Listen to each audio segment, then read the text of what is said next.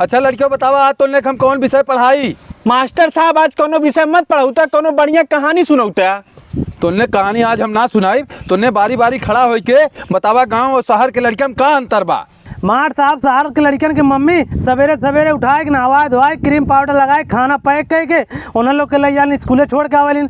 और हमने गांव माई हैं सवेरे सवेरे 3 बजे चप्पले मार्क उठाए दी हैं, कहीं जो खेत गोड़ के आओ, जब खेत गोड़ के आए कहीं एक थरिया ले हुर ले जो स्कूले जो चलते बैठ तय खड़ा हो रे।